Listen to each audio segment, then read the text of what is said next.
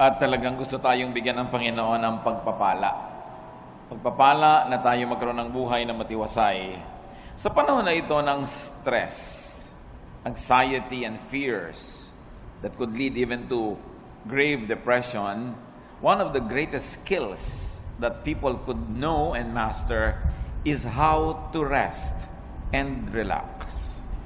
Marami mga sakit ang mga tao dahil lang hindi sila napapahinga, hindi sila payapa, naguguluhan sila, tumataas ang presyon, nasisira ang bodily functions because of the lack of capacity to rest. Indeed, there's a lot of reason to be anxious. There's a lot of reason to worry, but then again, what do you get out of anxiety and worrying? Importante po yan at yan ang pag-aaral natin ngayon bilang mga taong dapat spiritually led and spiritually blessed. How to rest and relax. Dear God, we thank you that you are the God of rest and you want to give us rest. Enable us to understand your will for us, for our bodies, for our minds, and our emotion. At maisama namin, Panginoon, sa tunay na pagsamba yung pagsupil sa aming isip at katawan para matuto kami, Panginoon, na magkaroon ng kapayapaan at katiwasayan. Deal with us, teach us, remind us about these beautiful and wonderful things. Right now, Father, we ask you to forgive us our sins, cleanse us from all our mistakes, from all the wrong things we do, from all the unclean things that contaminate us. Patawarin niyo po kami sa aming mga kasalanan, punuan niyo ang pagkukulang namin, at ngayon, puspusin niyo kami na inyong Espiritu para matuto kami nitong napakahalagang kakayanan na magkaroon ng kapayapaan at pagpapahinga. Lead us, Father. Kayo po ang siyang mangusap at kayo rin ang siyang magpala sa lahat ng mga nasa daan papatungo rito. May your safety, your love, your joy be upon us. In the name of Jesus, your Son, our rest, our shelter, our friend, we pray with thanksgiving. Amen. How to rest and relax. Sa mga relihiyosong tao, kuminsan akala nila kasalanan yung magpahinga. Kasalanan yung mag-relax. At parang iniisip nila ang spirituality ay puro na lang pagtitiis, pagdurusa, at mga pagsasakripisyo. But life could be a gift to enjoy or a problem to solve. At kailangan sa simula pa lang, maaga pa lang, nililinaw na natin. Ang buhay ba na bigay ng Diyos ay itatrato natin na isang regalo na dapat nating ipagpasalamat at lasapin, o ito isang problemang dapat lutasin. With that kind of mentality, you will already be standing on one side of the fence if you were going to be restful or anxious in life. John 16:33, Jesus says, I have told you this so that you might have peace in your hearts because of me. While you are in the world, you will have to suffer. But cheer up, I have defeated the world. Napaka-relevant po sa buhay natin, mga kapatid, itong mga verses na ito. Kasi namin ng Panginoon, sinasabi ko sa inyo na dahil sa akin, pwede kayong magkaroon ng kapayapaan. Totoo, habang nandito kayo sa mundo, marami kayong lalasapin, haharapin, kakabakahin, problema. Pero, huwag kayong mawala ng pag-asa. Pasiglahin nyo ang inyong mga kalooban dahil napagtagumpayan ko na ang sanlibutan. Kuminsan, nagkakaroon tayo ng feeling na defeated because we think we are the ones fighting. But the Lord is our champion. Nabuhay siya at namatay para sa atin. Ang lahat ng tagumpay ng Panginoon ay tagumpay natin. At siya'y walang kabiguan. Maging ang kamatayan na hindi nagtagumpay na siya'y hawakan ng matagal at siya'y nabuhay na muli, isang pangako na ang lahat ng sumasa kanya ay mabubuhay ding muli. Kasi sabi niya, alam nyo, kaya lumalaki ang problema nyo, pinapalaki nyo. Kaya bumibigat ang kalooban nyo, pinapabigat nyo. Totoo, kung magiging makasanlibutan lang kayo at mag-iisip lang kayo bilang mga karaniwang tao, talagang marami kayong dapat ikatakot at hindi kayo papapahinga. Pero bakit nyo gagawin yung matakot? Samantalang napagtagumpayan ko na ang lahat. That in Christ we have our victory. That even in our personal performance, we might fail every now and then, but it is not our performance that counts, but the performance of the Lord. Hindi yung kulang sa atin ang binibilang, kundi yung kapupunan na ibinibigay ni Jesus.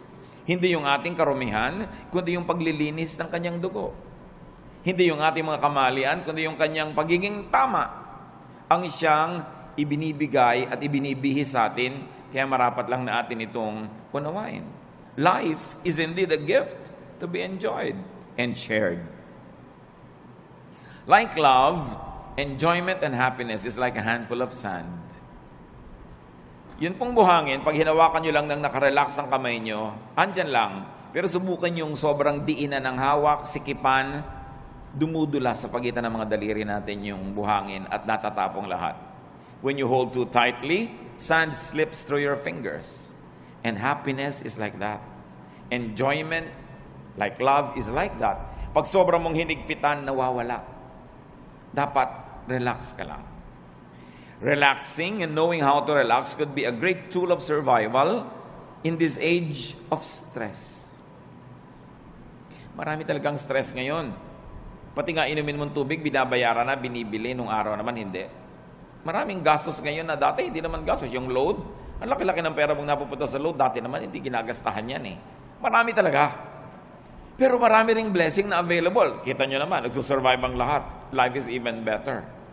So how to rest and relax, or how to live really, is our topic. And how do you do that? Do not hurt yourself. Marami pong mga tao nasasaktan, kaya lang hindi nila alam sila ang nananakit sa sarili nila. Kaya kailangan matanggal yung takip ng ating mata at mabunyag yung katotohanan na madalas tayo ang may likha ng mga nananakit sa ating sarili. You've got to identify and define your self-inflicted pains. Parang yung nagpepenitensya, siya ang nag-aapanghampas sa sarili niya. Siya ang nagsusugat at nagsasakit sa sarili niya. Marami mga tao ganun ang ginagawa nila sa buhay. Although, hindi kasi tayo laging conscious. Ano-ano po ang mga self-inflicted pains? Kasi kung meron kang tatanungin, gusto mo bang saktan ang sarili mo? Ang sagot natin, siyempre hindi. Ba't ko sasaktan ang sarili ko? Gusto mo bang lagyan ng asido ang loob ng puso mo? Ba't ko lalagyan? Puso ko yun. Gusto mo bang pahirapan ang sarili mo? Of course, I will not do that. But the truth is, many of us do it. Ano po yung mga pahirap na tayo rin ang may likha? Jealousy, covetousness, and greed. They hurt. Napakalaki ng sugat, hirap, pasanin na ibinibigay sa atin kung tayo ay nagsiselos, naghahangad ng hindi atin, naiinggit, o nagiging sakim. Oras na meron kayong kinakainggitan, pinagseselosan, hinahangad na hindi naman inyo, pinapahirap nyo inyong loob. Yung merong mana ang kapatid mo, gusto mo maging sayo rin? Yung merong magandang damit ang iyong kapwa, imbes na matuwa ka at maganda yung nakikita mo, maiinggit ka pa? Yung hindi na sayo, pinipilit mo pang maging sayo, gagawa ka ng mga tricks, gagawa ka ng mga kasinungalingan, para maging sayo yon. Ang hirap mag-maintain ng kasinungalingan. Ang hirap gumawa ng mga tricks. Ang hirap maging parang gagamba na gumagawa ka ng sapot para yung dumadaang mga lamok biglang mahuli at kakainin mo na siya. But if you are greedy in life, if you're ruled by greed, you will never relax. Because you're forever inventing schemes. Gagawa ka ng mga paraan kung paano maging iyo ang hindi iyo. Kung paano aagawad yung mga tunay na mga may-ari. Kung paano sisiraan yung ating mga kinakainggitan. Self-inflicted pain yan. At gaano karami sa inyong high blood pressure, gaano karami sa mga cancer ng katawan natin na nagmula sa sobrang pahirap natin dahil pinapahirapan natin ang sarili. Dapat tulog ka na, hindi ka patulog. Dapat payapa ka, hindi ka payapa. Dapat nag-e-enjoy ka, naiinis ka, naiinggit. You harm your body. At pagpatuloy natin ginagawa yon, yung mga maliliit na mga laso na yun na iniipon natin sa ating katawan, nagiging sakit.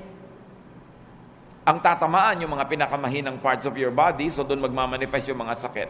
Pero ang totoo nyo, nagsisimula sa isip mo yan. Nagsisimula sa iyong espiritu. Kaya sinasabi nga, mind over matter. Halimbawa yung mga taong sobrang magsikap, talagang nagpapakamatay, nagkakandara pa para laging panalo, para laging mas maganda ang gawa niya, mas mataas ang score niya, mas kahanga-hanga ang kanyang performance, gaano karami doon ang dahil lang sa inggit. Sabi sa Ecclesiastes 4:4, "Then I realized that we work and do wonderful things just because we are jealous of others. This makes no more sense than chasing the wind." Si Solomon nagsasabi, napagtanto ko na ang dami nating ginagawang kadakilaan, ginagawa lang natin dahil inggit tayo sa iba. At gusto nating maging mas dakila tayo. Halimbawa, although hindi ko naman talaga alam ang intensyon ng mga gumawa nung malaking pinakamataas na building sa Dubai. Ang taas na building para lang masabing nasa kanila yung highest building in the world.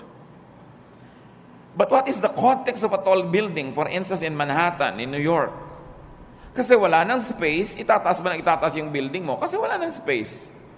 Pero sa Dubai, na ang lapad-lapad ng disyerto, na kahit ihiga mo yung building, ang haba-haba, everything is first floor, ang ginhawa sa lahat, pwede dahil may space, ba't mo tataasan para ka lang maging tallest building in the world? O ano nangyari sa kalagitnaan ng proyekto, bumagsak ang ekonomiya. So ngayon, kinailangang iligtas sila nung kabilang state para matuloy yung project, napalitan yung pangalan. So, ano pa ang mga pinagagagawa natin? Halimbawa, yung mga estudyante, bakit marami sa mga magulang tinutulak ang anak na tumaas ang grade? Dahil gusto ba nating tumalino siya? O dahil gusto lang nating matalo niya yung isang kakompetensya sa grade? Bakit kailangan ang laki-laki ng TV mo? Ang liit ng bahay, lampas na yung TV sa dingding, nakikita na ng kapitbahay yung gilid. Bakit kailangan? Kasi malaki yung TV ni Kumare. Bakit kailangan mas malaki ang hikaw mo? Dahil ba talagang yung tenga mo, kailangan niyang paglambitin na ng mga mabibigat na hikaw? O mayroon kang kakompetensya. Bakit kailangan mas maliit ang baywang mo? Marami tayong ginagawa mga kapatid, pahirap sa sarili just because we're competing with other people. So sabi ni Solomon, vanity, meaningless. Isang pagpapahirap sa sarili na hindi kailangan. Isa pa bang pagpapahirap natin, fatigue. Fatigue hurts. Too much work is painful. Ang dami mga tao sobrang magtrabaho, tapos ang konti lang naman ang nabe-benefit nila doon sa tinatrabaho nila. At the end of the day, sila yung lugi. Sino ang nakinabang? Ang mga kamag-anak nilang batugan. Mga kamag-anak nilang tamad, hindi nag-iisip, saan kaya ako kukuha ng ganitong gagastusin, ano kaya ang gagawin ko, pero at the end of the day, nagkakaroon din dahil kahit nagger ka, kahit nagagalit ka, bibigyan mo rin. So ikaw si lugi. Kaya lugi sa buhay yung mga OC, yung mga obsessive compulsive, linis ka ng linis, kasi iba dumi ng dumi. Hindi ko alam hanggang ngayon, hindi pa po ako decided kung tatawagin kong blessing yung mga taong walang pake. Yung may baha, walang pake. Tulog. Yung bukas may gastusan, walang pake.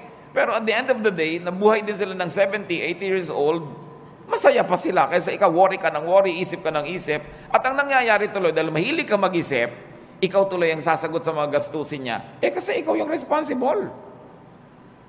But is that the way to live? Do you want to be like that?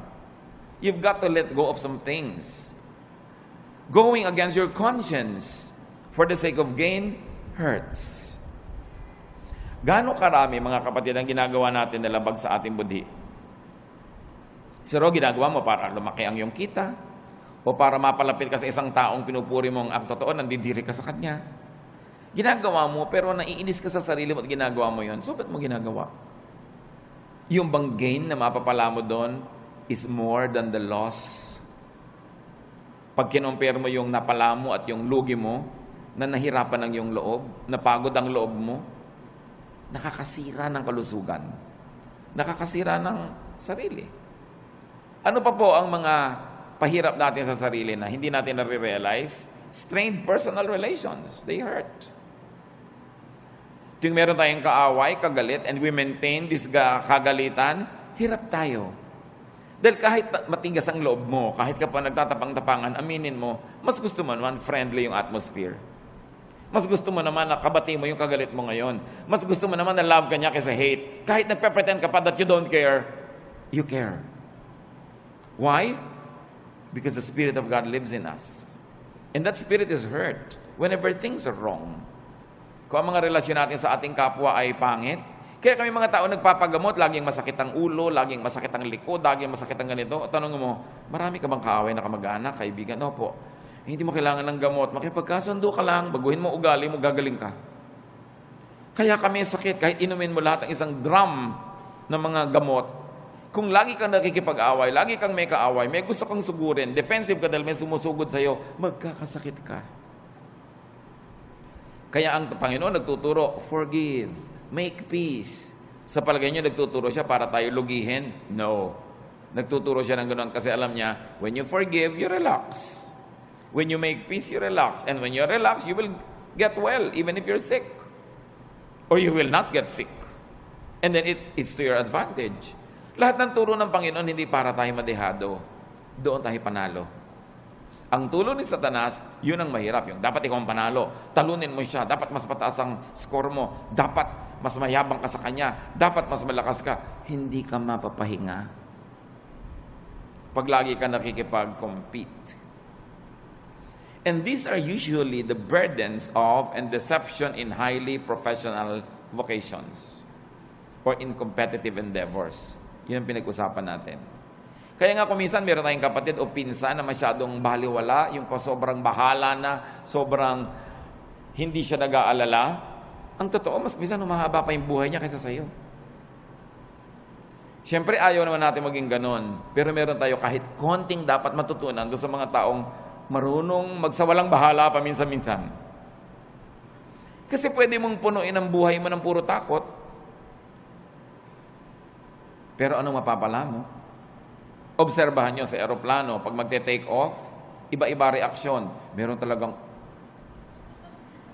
yung naninigas ang panga, nananalangin ng hindi matapos-tapos. Minsan magdalangin ka ng isang beses, tapos tama na. Ba't walang patid? Para ka nalang laging natatakot, nagte-take konting tagtag ng aeroplano, takot at takot. Meron naman, kain ng kain, may natutulog. So, if pare-pareho rin yung darating. Kung 1 oras kayo sa loob ng aeroplano, o 5 oras, o siyam, pare-pareho rin naman kayong lalabas sa aeroplano na yun pag nag-landing, pero ikaw hindi ka nag-enjoy kung warrior ka. Because it's in your mind.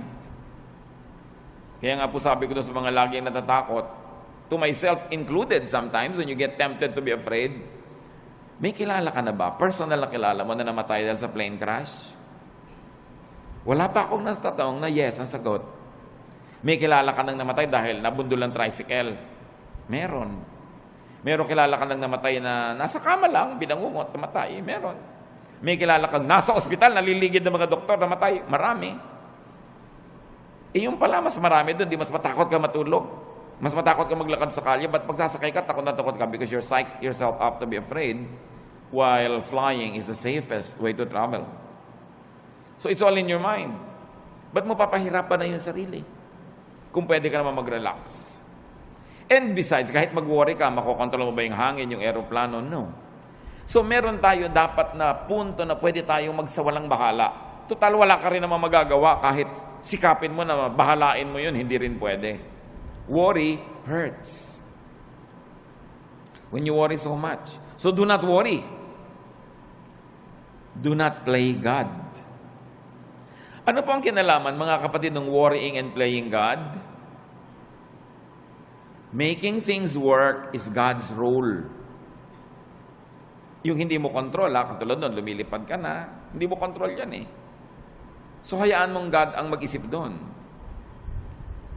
Colossians 1:17, God's Son was before all else, and by Him, everything is held together. Sa pamamagitan ng Diyos Anak, ang lahat ng bagay ay nagkakakapit-kapit, nagkakalakip-lakip, umaandar ang mundo, umaandar ang sinukob, umaandar ang creation dahil sa Diyos Anak. Hindi dahil sa iyo. So kung meron dapat mag-worry how to make things work, siya, hindi ikaw. Ang dapat mo lamang gawin, yung papel mo. So kung engineer ka, i-check mo kung maganda ang makina ng mga aeroplanong chine-check mo. Kung ikaw ay may papel, gawin mo yon at pagkagawa mo noon, leave the rest up to God. Kaya mahalaga, ginagawa mo lang yung papel mo. Sabi nga ng Desiderata, the universe is unfolding as it should. Sisikat ang araw, bukas, tulungan mo man o hindi. At lulubog yun bukas ng gabi, pigilin mo man. Aandar ang lahat. Mag-global warming kung kailangan mag-global warming. Magkakaroon ng bagyo at aalis din ang bagyo. Babaha at huhupa ang baha. Lahat pa ulit-ulit lang na mangyayari. Hindi mo yung problema kasi hindi ka ang Diyos. Ang problemahin mo lang yung munting daigdig where you move, where you can make a difference, and then leave the rest up to God. Sabi ng Jurassic Park, life finds a way. Mga magulang, nag-aalala tayo, naku, yung anak ko aaten ng picnic, baka mahulog. Mangangunyapit yun. At pag nahulog na yun, aahon uli yun kung saan man siya nahulog. Baka siya malunod, lalago yung pilit. No? Gagawa siya ng paraan because life finds a way. Minsan ang takot ng mga magulang, mamatay siya ng hindi pa matatanda yung mga bata dahil hindi maaalagaan. Aalagaan din nila ang sarili nila. Kahit hindi mo alagaan yung mga batang yan, nakadikta sa kanilang kalikasan, aalagaan nila ang sarili nila. Pag may nahipo silang mainit na plancha, siyempre kahit hindi mo sabihin, tatanggalin nila yung kamay nila. Nakasulat sa atin yun.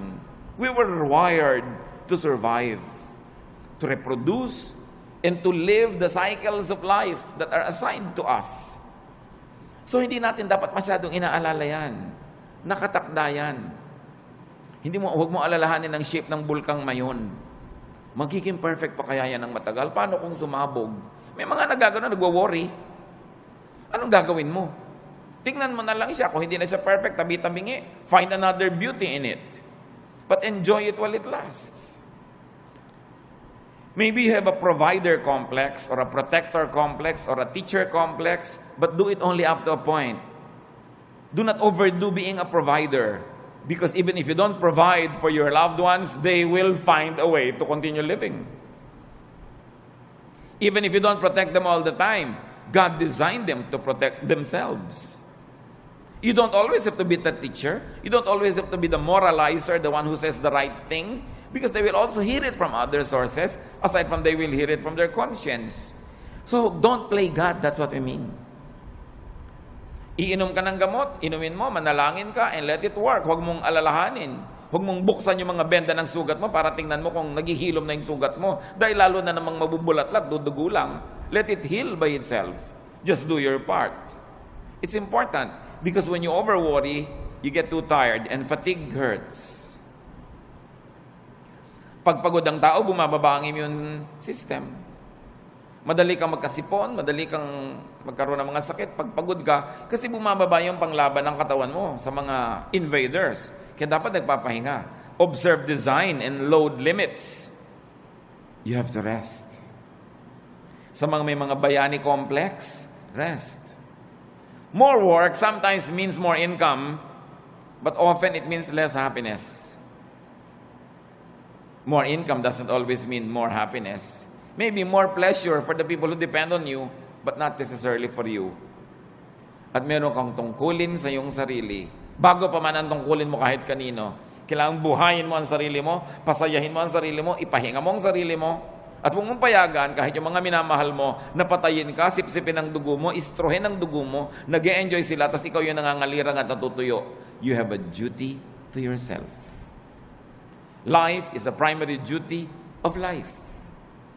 At paglabag sa utos at kalooban ng Diyos na nagbigay sa ng buhay, napabayaan mo ang buhay mo. Kahit pa nga yung pagpapabaya mo, pagdugtong sa kaligayahan ng iba. Kahit sa airlines, makikita nyo doon sa kanilang mga anunsyo ng kaligtasan, pag nawala ng oxygen sa cabin, may malalaglag ng mga oxygen mask, anong gagawin mo? Una mong lagyan ng sarili mo. At pag nakakahinga ka na ng tama, at saka mo tulungan yung bata o yung matanda o sino man, you have a duty to yourself. And it's not selfishness. You were wired and created by God to protect the life that was assigned to you to protect. Yung ibang tao, ipoprotect nilang life nila. Sometimes we are overprotective But they will protect themselves because they too were wired to protect themselves. So do not overwork yourself. Rest from overwork.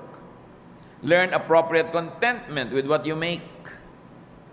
Yung mga iba, lalo mga professionals, May kasabihan nga ngayon, dahil alam niyo sa Korea, South Korea, sobrang modernization at sobrang materialism tuloy dahil puro pera. May kasabihan ngayon doon, a Korean man gets stomachache when his cousin builds a new house. Dahil iinggit siya, bakit may bago siyang bahay? Anong problema ko? Ba't di ako nakakapagpagawa? So papagawa din siya. The competitiveness is too much. That's why one of the highest rates of suicide dyan. Dahil sa competitiveness. 1 Timothy 6:6-7, and religion does make your life rich by making you content with what you have. We didn't bring anything into this world and we don't take anything with us when we leave. Sabi dapat kontento ka kung anong meron ka.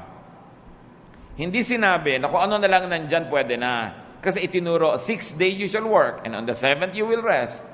So it follows that you will really achieve, that you will acquire, that you will amass, and you will have. But the point is, be contented with what you naturally have. So kung ito pa lang yung kinikita mo ngayon, ginagawa mo naman yung best mo, huwag mo i-compare sa kita ng iba to the point that you will kill yourself trying to beat that other person and trying to make more. Kaya nga sa mga highly professionalized fields, totoo yan, ang daming may ulcer, ang daming may insomnia.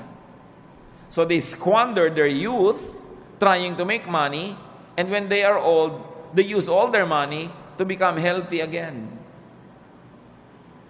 So mahalaga, iniingatan mo yung katawan mo na may limit ang pwede kong gawin. Hindi ako pwedeng lagi nagpapakabayani. Hindi ko laging sosolvin ang problema ng daigdig. I will have a healthy level of self-preservation. Do not strain yourself to make now what you should still make tomorrow. Yung kikitain mo pa bukas, huwag nang kitain ngayon. Magpahinga ka naman. At sabi ni Solomon, the more money you make, the more people come to spend it. And don't you find it true? Nung maliit ang kita nyo, hindi kayo pinapansin ng mga tao, so yung maliit na kita nyo, kasya sa inyo. Nung lumaki-laki, biglang naalala na ngayon ng nanay mo na malaki yung kita mo, naalala ng kapatid mo, naalala ng pinsan mo, heto na ngayon nakadaing sa'yo, nakahingi. Lumaki pa lalo ang kita mo, pati mga pinsan mo ngayon nagdadatingan na para makihalo at makikuha sa mga kinikita mo. So ikaw ang mag-isang nahihirapan, nagdurusa, yung iba ibinebenta ang kaluluwa, ginagasgas ang muka, sinasaktan ng sarili para kumita, tapos ang daming humuhot-hot. Do you like that? Pag marami kang kinikita, maraming makikiparte. Dadaming kamag-anak mo, maraming tutuntun sa'yo. Hindi naman masama maging matulungin tayo. But making more money at the expense of your health and peace does not always benefit you. Probably it benefits other people. And this is not what you want to happen in your life. Do not strain yourself. Natural lang dapat. At sabi ng Panginoong Jesus, let the day's own trouble be sufficient for the day. Tomorrow will be another day. Another problem with a solution. Do not try to solve the problems of tomorrow with today's solution because today's solution is only for today's problem. Parang yun ding pera mo, for today lang yun, so spend it. Paano bukas? Tomorrow, you will earn again and you will spend for tomorrow. But when you spend your income now for what you will still have to spend on today and tomorrow, kulang. Kaya dapat, hindi rin natin fast forward ang expense. Don't spend more than what you earn. And you should be responsible in handling your money. Kasi para hindi ka ma-stress at para hindi ma-stress ang mga mahal mo sa buhay. Kasi kung minsan sobra kang relaxed, kaya namang pala nagkakaganon ang sobrang nahihirapan yung kasambahay mo. Magkakapera ka, gagastahin mo sa walang kwenta. Pagdating ng bill ng kuryente, ng tubig, itong kasambahay mo nagbabayad. So ang pinag-uusapan natin mga kapatid is how to rest and also how to let your loved ones rest. And that happens only when you are responsible. So responsible enough tayo. Do not be overly competitive, but don't also be overly sacrificing for others. Yung sobrang pagsasakripisyo para sa kapwa, hindi yan turo ni Jesus. Turo lang yan ng simbahan kumisan. Mark 6:31, a very interesting episode in the Lord's ministry. But so many people were coming and going that Jesus and the apostles did not even have a chance to eat.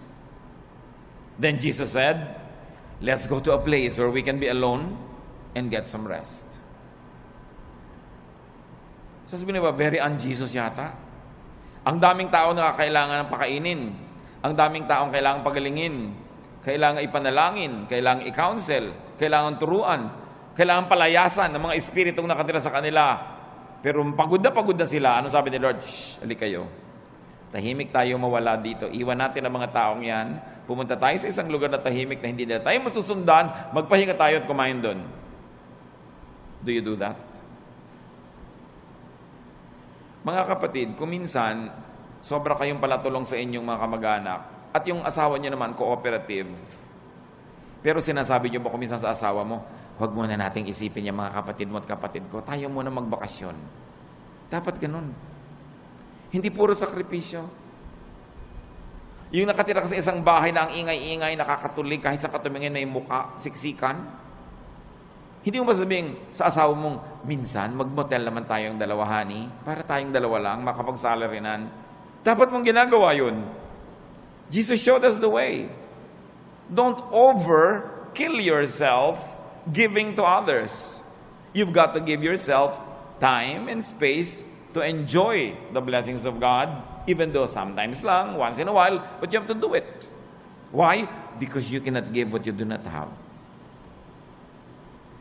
Pag lagi ka ng aburido, wala ka rin namang maibibigay. Kung isang pera lang, pero may kasama pang bunganga. Kasi aburido ka.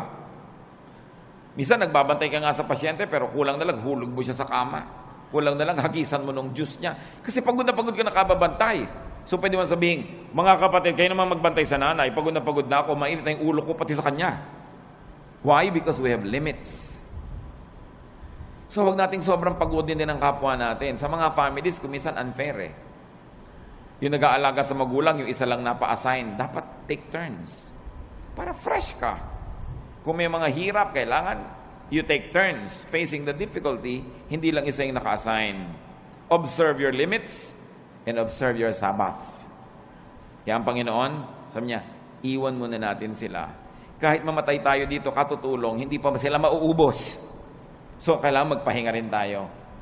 Dahil, habang mahal ni Jesus yung mga taong tinutulungan, mahal din niya yung mga manggagawa na kasangkapan para tulungan ang mga yon. So huwag niyong aalaw yung sarili niyo na maging manggagawa lang o ang mahal niyo sa buhay na nagko-cooperate, kayo na lang tapos puro benefit ng iba. You have to learn to set time and space for your own enjoyment. Every day, every week, every month is long enough for you to have that private, pleasurable moment. We all need that to keep our sanity. Para hindi ka mabaliw. Kaya yung nasosobrahan, hindi ba, kinakausap na ang butike, nakikipag-chess na sa anino, at nakikipagtalo kung sinong nanalo. Why? Wala man lang pahinga. Walang relaxation. Another self-inflicted pain is anger. Anger hurts. Gaano karaming kalusugan natin nasisira dahil nagalit tayo o nananatili tayong galit. Tuwing galit ka, nagdurusa ang iyong katawan. So, ang totoo nun, ikaw nagpaparusa sa sarili mo. Kaya yung magagalitin, mga kapatid, huwag na kayo makipag-away. Yun lang sila nagagalit sa inyo, yun na ang parusa sa kanila. Kasi napakalaking parusa sa katawan, sa isip, sa emosyon na magalit. So, contain or avoid anger. And once more, don't play God. Why do I say that? Because anger is the prerogative of the perfect. Dapat yung perfect lang nagagalit. Yung author ng perfect moral law, pag na-break yun, dapat siya magalit. Siya yung author siya yung Diyos. Yung author ng natural law, siya dapat magalit when it's broken. Pero tayo, hindi naman author nakikibasa lang tayo. You are not perfect. You are not the author of morality or life. You are just a fellow creature, a fellow beneficiary and traveler, a fellow seeker, in fact, a fellow sinner. Kaya wala kang karapatang magalit. Isipin niyo mga kapatid, ano mga kinakagalit nyo? Kayo ba, Diyos? Ano mga kinakagalit natin? Perfect ba tayo? So may imperfection yung tao, pero perfect ka ba? Besides, you were not designed to be angry. Nung nilikha tayo ng Diyos, hindi niya tayo dinesign na magalit. Kaya pag nagagalit tayo, we go out of the design, we destroy the intentions of the manufacturer, and at the end of the day, we destroy ourselves. Hindi bagay sa atin magalit, hindi tayo dapat nagagalit. Your bodily system goes awry when you get angry. Nagkakasira-sira, nagkakawasak-wasak ang nervous system, electrical and chemical balances of your body naiiba pag nagagalit ka. Kaya mga ibang nagagalit, they become, sabi nila, temporarily insane. Nakakapatay. Traffic altercation, nakakabaril ka ng kapwa, tapos makukulong ka forever. Dahil lang nagalit ka. That's why galit should be controlled. And your bodily system, including your soul, gets damaged when you stay angry. So dapat hindi magalit, at tapos kung nagalit na, dapat hindi tagalan. Kaya ang sabi sa Bible, do not go to bed while you're still angry. Do not let the sun go down on your anger, which means, huwag mong patagalin yan. Pero yung merong nagdaramdam sa inyo, 7 taon na, gusto nyo bang tumapak kayo sa tamtax at huwag nyo alisin sa talampakan nyo ng 7 taon? Ito yung naglalakad kayo, kumikirot, lumabaon, nagnanana. Higit pa ron pag meron kayong galit na kinikim-kim sa puso. Dahil hindi lang talampakan na naapektuhan. Naapektuhan ang inyong puso, ang inyong isip, ang inyong emosyon, relasyon sa kapwa, relasyon sa Diyos, kalusugan. It is foolish to remain angry. So, don't remain angry dahil kayo banal. Pero kung hindi kayo banal, at least be intelligent. Still don't be angry because it's not good for you. Huwag kayong magkim-kim ng mga sama ng loob. Ibulalas nyo kung kailangan ibulalas o ipatawad nyo na lang, pero huwag nyong kim-kimin. Huwag nyong kim-kimin. Nararanasan nyo na ba na mapapadighay kayo, hindi nyo maidighay-dighay? Di ba? Ang hirap kim-kimin. Subukan nyo mag-kim-kim ng sinok. Ang hirap. At yung mga kinikim-kim pa natin, mga kung ano mga sama ng loob, may LBM kayo, kinikim-kim nyo, ayaw nyo ilabas, ano mangyayari sa inyo? Di ba? Alam nyo mangyayari sa inyo? Masahol pa ron ang galit. But Satan is so deceptive that we don't realize that simple anger is destroying us. Pag nakita mo yung tao, tumataas ang presyon mo. Pag naalala mo siya, nawawalan ka ng ganang kumain. Baka maging violente ka pa. Lugi ka. So rest and relax. Rest your body, your senses, with pleasure and beauty. Kaya kailangan natin ng kagandahan. Kailangan natin ng kasiyahan. Observe the human body. It's really a fun machine. Pag tinignan mo ang bawat bahagi ng iyong katawan, it's a fun machine. It was designed for sensual experience, which religion demonizes, but the law of nature is the purest law of God. So ginawa ka niya ang body mo na may mga kiliti, may mga saya. Bakit pagka inom ka, mayroon pang masarap na temperature? Pagkakakain ka, may masarap na lasa? May tamang alat, tamang asim? Bakit pag may tinitingnan ka, dapat maganda yung shape, tama yung kulay? Pag may pinapakinggan ka, hindi noise, dapat music. Bakit nilagyan tayo ng Panginoon ng iba't ibang senses for us to enjoy those senses? So, you relax your body with beauty. Nililinis mo ang bahay mo para maganda, mabango. Nililinis mo ang kapaligiran, inaayos mo. It's great therapy. Please your eyes, your ears, your palate, your taste, your nose, your skin, your body. It is not ungodly. Why? Because our spirit lives in this body. Kung ang gusto ng Panginoon, spirito ka na lang, di dapat sumakabilang buhay ka na. Tanggalin na yung spirito sa katawan. Pero inaalagaan natin yung katawan. Akala ng iba, pag relihiyoso ka, ini-ignore mo yung katawan mo. Taking care of your body is one of the highest forms of spirituality. Because your body is a gift from God. It is even called temple of the Holy Spirit. Do you want the temple to be ugly? Do you want it to be disorderly? That's not what you want for your temple. Psalm 139:14, and I praise you because of the wonderful way you created me. Everything you do is marvelous. Of this, I have no doubt. So people will be people, humans will be humans. And it's not wrong to be human because we were created to be so. Do not pit spirituality against sensuality. Ang tunay na espiritualidad ay hindi puro pagtitimpi at pagde-deny ng senses mo. Inilagay yan for your enjoyment. It is a gift. And in fact, the senses are also doorways to the spirit. Marami mga sensual experiences nagiging pinto para pumasok ka sa spiritual world. Halimbawa, ang ganda-ganda ng worship singing. Di ba nadidinig yun ng tenga?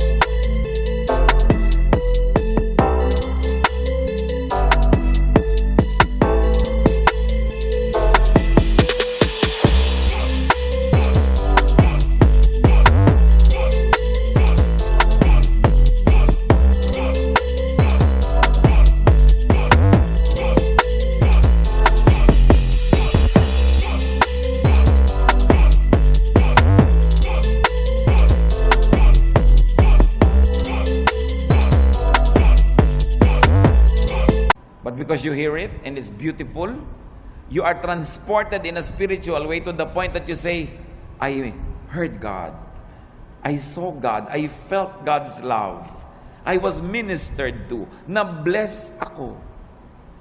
Tenga pa lang yon. Kaya napakalaking krimen sa mga musicians sa church na hindi nagpa-practice. Kasi paano mo itatransport yung mga tao to a spiritual level kung tunog mo pa lang nayayamot sila dahil mali? So, imbes ikaw makalimot sa sarili at madala ka sa spiritual level, hindi ka makalimot-limot dahil kitang-kita mo, dinig na dinig mo yung mali. Nagiging critical ka pa tuloy, nagiging palapintas, nagkasala ka pa. Pero kung maganda talaga yung music, there was a long stretch in my spiritual life na ang talaga nagdala lang sa akin, mga kapatid, kanta ng choir. Umaattend ako ng church na yun ng kung ilang taon, nung isang attendee ako. Bihira naman ako talaga mabless sa message. Boring talaga. Bihira talaga ako mabless sa ibang nakikita ko, pero inaabangan ko lang yung kanta ng choir, and that sustained me for a long, long time. It was enough food for me. But can you imagine kung maganda na yung kanta ng choir, maganda pa yung message, mabait pa yung kapatiran, mabango pa yung church, maayos pa lahat? Grabing, maraming pinapasukan sa senses natin yung blessing ng Diyos. Kaya hindi ba may aromatherapy? Pagpupunta ka sa mga spa, ano pong gusto nyo? Yung nakakapagpahinga, yung nakakagising, yung nakakatulog, kung ano-anong maipapaamoy sa'yo, pipili ka ng scent. Because through the nose, the spiritual world becomes real. Kaya kung nakatira ka sa mga lugar na ang baho-baho ng paligid, di ba away ng away ang mga tao doon? Kasi pag amoy mo, nasa utak mo na agad yung baho. Sa palagay mo, kung puro baho ang naaamoy mo, babait ka? Ang hirap. So you don't deny the senses and use the senses to rest. So kung makikinig ka ng magandang music, may naamoy kang mabango, may nakain kang masarap, kahit hindi mahal, mapapahinga ang katawan mo. At yung pahinga na katawan, tinatahanan nyo ng espiritong payapa. Kahit gaano kataas ang espiritu mo, kung nasan yung katawan mo, dun yun pupunta. So kung ang baba-baba ng level ng katawan, nahihila niya pababa yung spirit. Kaya sinasabi, the spirit is willing, but the body is weak. So the body has to be strengthened. With pleasure, with rest, with cleanliness, with righteousness. So indulge your senses. It's an act of union with your Maker. Kung gustong makipagniig sa atin ng Diyos, diyan siya pumapasok sa mga pinto na yan, sa senses natin at sa ating brain. Kaya yan ang maraming paraan para tayo makakonekta sa Spirito. Your body, after all, is a temple of the Holy Spirit. Ecclesiastes 8:15. So I think we should get as much out of life as we possibly can. There is nothing better than to enjoy our food and drink and to have a good time. When we can make it through, then we can make it through this troublesome life that God has given us here on earth. Ano sinasabi ni Solomon na pinakamatalinong tao sa lahat? you must get the most out of life. You must get the most pleasure. You must get the most fruits. Eat the best when you can. Listen to the best. Have the best. Sabi niya, there is nothing better than to enjoy good food, a good drink, a good time. Why? Because life has a lot of troubles. It had a lot of troubles, it's having a lot of troubles, and it will present a lot of troubles. Iba na yung pinatatag ka na ng napakaraming magagandang karanasan, pampatibay sa'yo, pagka ikaw ngayon ay pinupukol, binabato, itinutulak, ginigiba ng mga pangit na karanasan, meron kang pagkukunan sa iyong alaala ng mga masasarap na mga kanaalaala, payapang mga moments in your life, and it will strengthen you. Kayo mga bata na pinalaki sa kalupitan, sa palo, sa walang pag-ibig, usually buong life halos disoriented sila. Unless kilalanin nila na kailangan nila magpatawad, magbagong buhay, at kilalanin nila yung pagbabago ng Panginoon, all their lives they become a slave of their dark past. Kaya mahalaga, pinapaganda mo hanggat maaari, lalo sa mga bata. Sabi ni Solomon, tuwing makakapag-enjoy kayo, mag-enjoy kayo. Kasi may mga panahon, kahit may pera kayo, wala kayong gana. Makakabili kayo ng pagkain, pero magaan lalamunan nyo. So ngayong may pambili kayo at meron kayong gana, eat. Bata kayo, kaya nyo yung mamasyal, pumunta doon, gawin nyo yun. Basta binabalansin nyo lang ng tamang pagtatrabaho, responsibility, faithfulness to God. Meron ka ngayong kakayanan na mag-enjoy, enjoy it. Dahil ang bukas hindi mo alam kung pwede mo pang ma-enjoy. Food and drink and good times need not be expensive. Food and drink and good times need not come from damaging toil and overwork, and it need not be paid for with a damaged body and a bruised soul. Hindi totoo ang chismis na kailangan mo pa magkasala, magnakaw, gumawa na masama para ka mag-enjoy sa buhay. Maraming bagay na libre at maraming bagay na hindi naman mahal. Ang kailangan lang baguhin natin attitude. We must remove from our value system the notion, the mistaken notion that spirituality means suffering all the time. If God likes you to suffer, bakit niya lagyan ng nerve endings ang iyong katawan that is meant for enjoyment? Because God likes us to have a good life. No eye has seen, no ear has heard, no mind has conceived what God has prepared for those who love Him. Another way to relax and how to live is to rest your spirit by doing good. Ephesians 2:10, we are God's workmanship, created in Christ Jesus to do good works, which God prepared in advance for us to do. Sabi, likha tayo ng Diyos. Nilikha kay Jesus para gumawa ng mga mabuti at yung mga magagandang gawain natin, inassign na noon pa man, bago pa tayo sinilang. So may assignment tayong lahat na gagawing mabuti. At pag hindi nyo ginagawa yon, may bahagi na inyong puso na lamukot, lukot, tiklop, pipi, nagdurugo, nasasaktan, may kirot. Kasi wala ka sa design. Dapat hanapin mo, kapatid, ano yung assignment mo sa mundo, anong mission mo. Sa buong buhay, sa isang taon, sa isang buwan, sa isang linggo, sa isang araw, sa isang oras, nag-iiba-iba yung mission na yun. Lagi ka lang sensitive. Anong maganda na pwede kong gawin ngayon, ang assignment ko kay Lord? Gawin nyo. Sasaya kayo. Basta ginagawa nyo ang kalooban ng Panginoon, may pera kayo't wala, malusog kayo't hindi, nag-iisa kayo o may kasama, may malalim kayong saya na tinatawag sa English na joy. It is not dependent on outward events. It is there in your spirit. Pero, pag alam nyo kung ano yung mabuti nyong dapat gawin, tapos maang-maangan kayo, inignore nyo, di nyo ginawa, kahit may pleasure kayo, kahit may pera, kahit maganda yung kapaligiran, may nagluluksa sa inyong kalooban na hindi nyo pwedeng itanggi at itatwa. So, ang pinakamabuti sa tao, maging totoo sa espiritu, maging totoo sa sarili. Be in character, be true to form. You were not an accident. You were created before the foundations of the world by God's will. Hinintay lamang na lumabas ka sa panahon at sa lugar, pero meron ang kalooban ng Diyos para sa iyo at may assignment ka na. Dapat yung gawin, dapat yung hanapin. Pag hindi mo ginagawa yon, may pera ka man, mataas man ang iyong kalagayan, sikat ka man, may kulang. Parang naglalakad kang merong bato sa loob ng sapatos mo na natatapakan mo, hindi masaya, hindi masarap.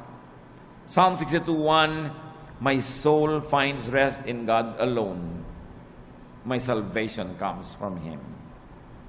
Hindi tayo mapapahinga hanggang wala tayo doon sa sentro ng kalooban ng Diyos.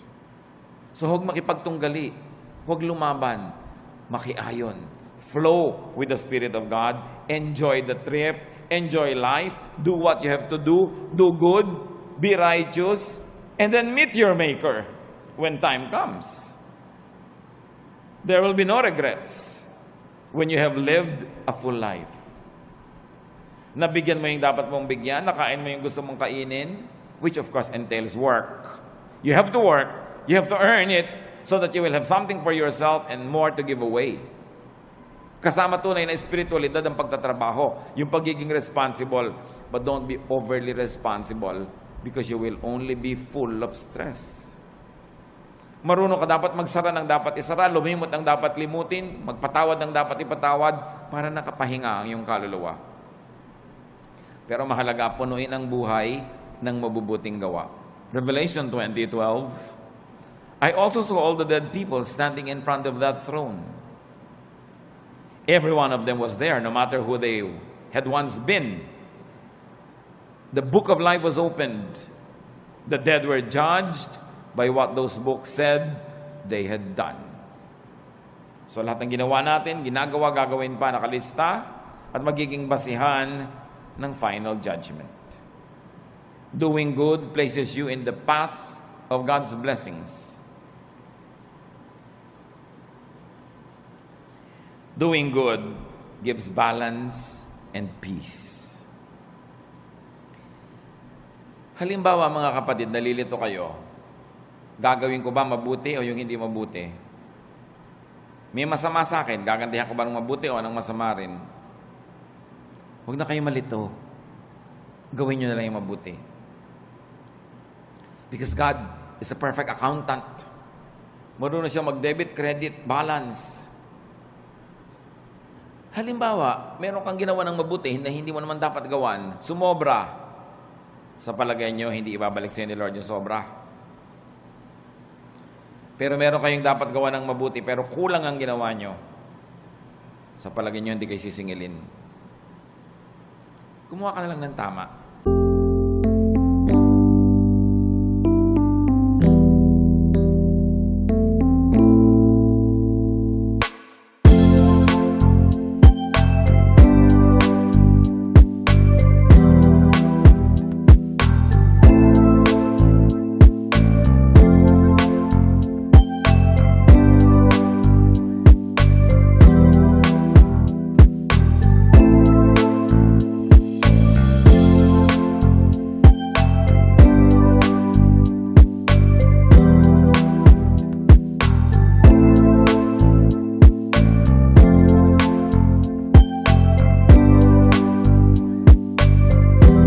Huwag kang mag-alala na sumobra yung tama.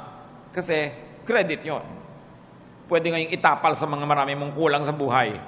Kaya sabi, just love. Keep loving people. Because love covers over a multitude of sins. Maging maibigin ka. Dahil yung pagiging maibigin, nagiging pantakip sa maraming kakulangan sa buhay. At pag pinag-aralan nyo yung word na pwede mong itanong, sino yung natatakpan ng pag-ibig? Yung iniibig o yung umiibig? Pareho. Pag tinignan nyo yung Greek word na ginamit doon, pwedeng gamitin both ways. Na pag maibigin ka, yung pag-ibig mo, natatakpan yung pagkukulang ng taong iniibig mo. At di ba totoo? Pag mahal nyo yung tao, na pagtatakpan ng pag-ibig nyo yan eh. Pero eto pa, pag maibigin kayo at umibig kayo sa kapwa, pati yung mga pagkukulang nyo, natatakpan. That's why love is the answer. And you know the other side of it, the opposite, hatred. Why hate? when you can love. Pareho lang nakakapagod yan. Parehong kailangan mong investa ng emotion, ng kilos. Mas nakakapagod pa nga to hate. Pwede kang sumimangot, pero pwede ka rin ngumiti. Mas maraming muscle ang ginagamit pag naninimangot, kaya mas tatanda ka. So ngumiti ka na lang. Why do wrong when you can do right? It's not even a choice. It is so obvious that it should not even be a choice. So doing good places you in God's blessings. And doing good is powerfully therapeutic. Ano ba dumarating yung panahon, mga kapatid, na naiinip kayo, nalulungkot, nababagabag, na-stress, kaka-nervous breakdown, nagkakaroon ng panic attack? Do good. Therapy yun. Kesa mag-book mo kayo sa bahay, mainip, maghanap kayo ng magagawa para sa kapwa na mabuti. At sa pagbuhat nyo ng mga bigatin ng buhay nila, nakalipas ang maghapon, hindi nyo napansin, pati yung sarili nyong bigatin, nailampas na rin na itawid. Always do good. So rest and relax. Ecclesiastes says there is a time for everything. Work correctly, rest correctly, plant and harvest what you plant, and enjoy the harvest and share the harvest with people. In being kind, don't be unkind to yourself. Allow and let and help others rest and relax. Huwag nyo lang po i-apply sa sarili nyo yon. Dapat din kung may duty ka, gawin mo yung duty mo para yung kapwa mo makapag-relax din. Pag mga bantay kayo, hindi ka nagbantay, di doble ang trabaho ng iba dahil yung pagpapabaya mo, kailangan nilang takpan. Mag-asawa kayo, responsable ang lalaki. Pag irresponsable yung babae, yung lalaki has to work double. Napapagod siya kasi nagpapabaya yung babae. Ganon din yung lalaki. Pag lalaki ka, hindi ka responsable, hindi mo ginagawa ang tungkulin mo, inoobliga mo yung asawa mong babae na siya ang gumawa ng dapat ikaw ang gumagawa. And it's unfair, it's unkind, and it will get back to you. Hindi ka man gantihan ng asawa mo, gagantihan ka ng langit. Again, because God is the greatest accountant. Debit, credit, balance. Magbabayad at magbabayad ka. Sa pagpapahinga natin, mga kapatid, tiyakin ninyo na hindi naman kayo nagiging pabigat sa iba, baka sobrang pahinga na yan. Kailangan responsible ka. And you must let others rest too by being responsible. Ama namin sa langit, salamat sapagkat pwede kami magpahinga. Maraming dahilan para kami mabahala, maguluhan, malito. Pero may isang dahilan para kami makarelax.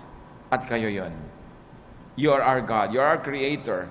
You're the author of life. You're God of heaven and earth. And you love us.